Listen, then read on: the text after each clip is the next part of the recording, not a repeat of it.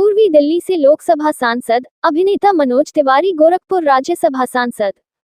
भाजपा के राष्ट्रीय महामंत्री डॉक्टर राधा मोहन दास अग्रवाल के बुलावे पर एक निजी कार्यक्रम में भाग लेने गोरखपुर पहुंचे।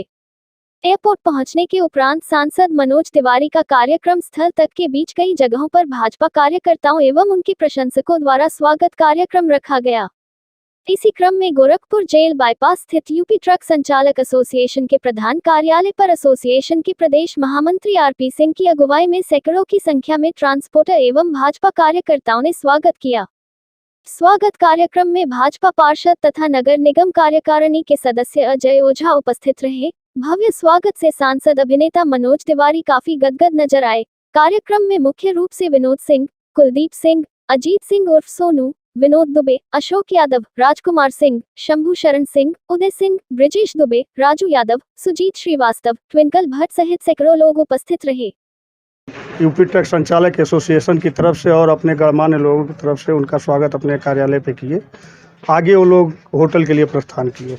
ट्रक संचालकों की बहुत ऐसी मांगे थी सरकार से, मांगने के उसमें थे, क्या इनसे कोई बात हुई इस संबंध में? नहीं, इस विषय में अभी बात नहीं हुई। शाम को उन्होंने टाइम दिया है और शाम को हम लोग वो एक ज्ञापन उनको सौंपेंगे अपने समस्याओं को लेकर के ट्रक संचालकों की तरफ से। जो समस्याएं हैं कुछ बताएंगे?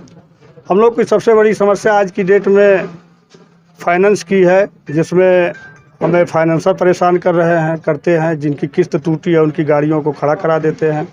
दूसरा, हमारे अधिकारियों से समस्या है, कुछ अनैतिक रूप से चालान होते हैं गाड़ियों के, जिसमें माननीय मुख्यमंत्री जी ने 2021 तक के चालान को माफ़ी का योजना करके ख़त्म किया, लेकिन उसके बाद भी आए दिन ये समस्या आती रहती है। तो इसके विषय में हम लोग इनको ज्ञापन देंगे और राधा मोहन अग्रवाल जी से भी निवेदन करेंगे कि इसको अपना नई दिल्ली से इसको समस्या को समाधान कराएं।